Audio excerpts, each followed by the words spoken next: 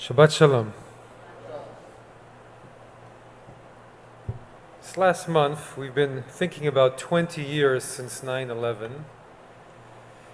And when we think about those weeks and months and even year after 9/11, or now COVID, and we've been going through these last 18 months, challenging periods. No way around it, challenging periods. So many changes to our daily life and having to get used to new realities and pivot and all these movements and not have that old and familiar life that we are used to, that's comfortable. And yes, we grow, and yes, they're part of life, but at a certain point we grow tired of that weight on our hearts and minds, of the strain and what they demand of us. I have a friend who, as many of us, but they're particular like this, that when they're going through a somewhat challenging period, you can tell straight away. The last few years they've moved, they've changed jobs several times, their kids have gone through struggles, and suddenly they're shorter with other people, they're less empathetic, they're less their best self, more judgmental. But then you see as they settle into the change, you see it on their face. They grow visibly more relaxed, they're more empathetic, more interested in connecting their best self. This morning we read Hazinu in its entirety. It's Moses' last poem, as I mentioned to the children of Israel. When he had no more words left, so he went into a poem. And it's a poem that we understand as the highest prophecy, and even stuff he wasn't allowed to tell them directly through words. He could tell them through illusions and images and metaphors. He couldn't be direct, but he could give them some insight into their future and a glimpse of their inner nature. And so he begins with the words, "May my discourse come down as rain, my speech distill as the dew, like showers on young growth, like droplets on grass." So Rashi, the French you could do this for any 4 verses in this poem. It's very dense and cryptic. But Rashi, the French commentator, explains, well, what's this image about, all these different forms of rain? And why does he restate it 4 times? And what is he trying to say to the children of Israel? So he says, well, first Moses is using the language of rain, but then he gets the language of dew, tal. And he says, "May my discourse come down as rain, and then my speech distill as the dew." So what's the difference between the two? Well, Rashi says, quite simply, the rain can be annoying. If you're walking somewhere and it rains on you, that's not what you want. Legend has it that Rashi was a winemaker. So this is what he brings in his comment. He's French winemaker. He says, if the liquid is going from where you were crushing the grapes, the crushed grape liquid, and it was going into the big open vat where I guess then it sat there for a while, but something that fills with water, there goes your wine. Not what you're hoping for. But he says gentle dew, gentle rain. Everybody likes gentle dew. There's just such beauty in it. It's perfect. Gives a beauty to everything. And so, after hearing Moses' hard-hitting words for all of Deuteronomy, you pick this way and choose life, and pick this way and it's choose not life. And now it's time for some gentle words, a little bit more gentle and quiet, for words that you can easily absorb. Words are precisely what you need right now. Right? Dew is always appreciated.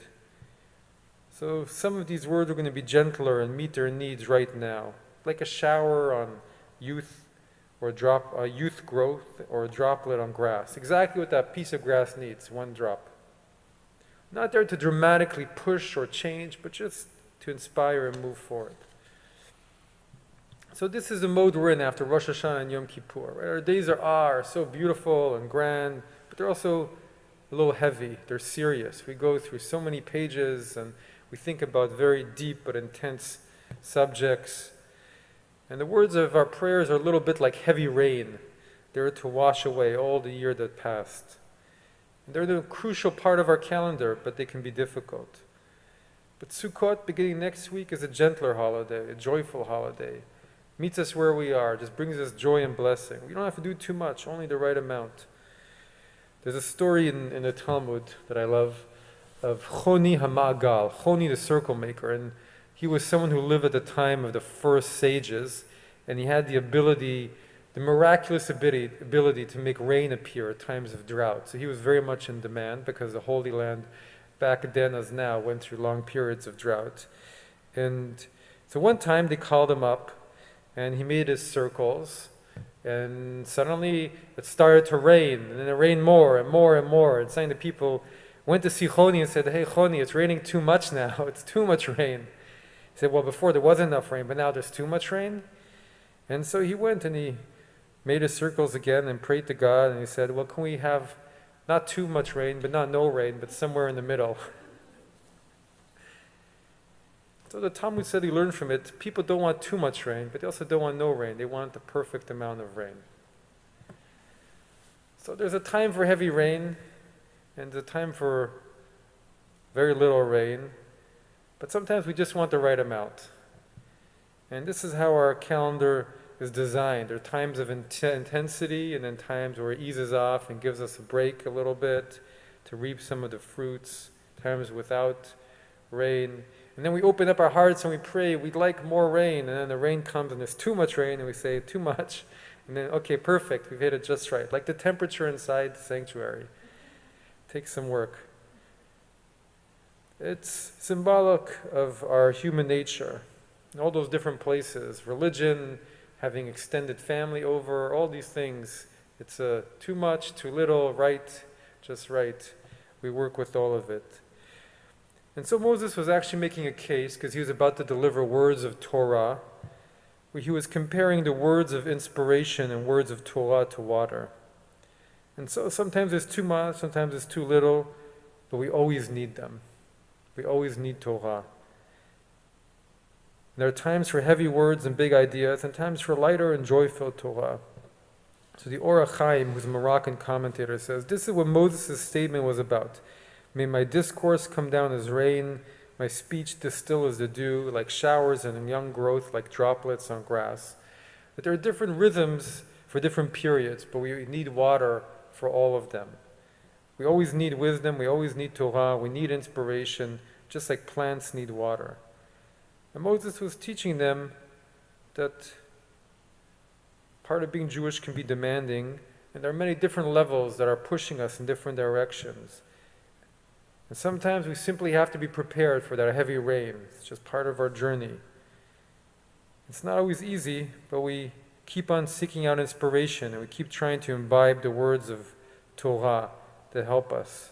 If not, we will just not be able to grow as we need to, and sometimes we just have to hear that powerful Torah and important words. But then there are the periods where we've also get to receive exactly what we want. This is my blessing for all of us for the year ahead. After 2 very challenging years for our world, we pray that this year will be more like a gentle dew than a heavy rain. And we've had enough of the heavy rain for now. Perhaps it was a season for heavy rain, and there is a season for everything under the sun, as we know. But let's enter the new year hoping that 5,782 will be a year of joy and simcha like Sukkot, a year of health and prosperity and blessing for our congregation, for all the Jewish people, and for all humankind. Shabbat Shalom.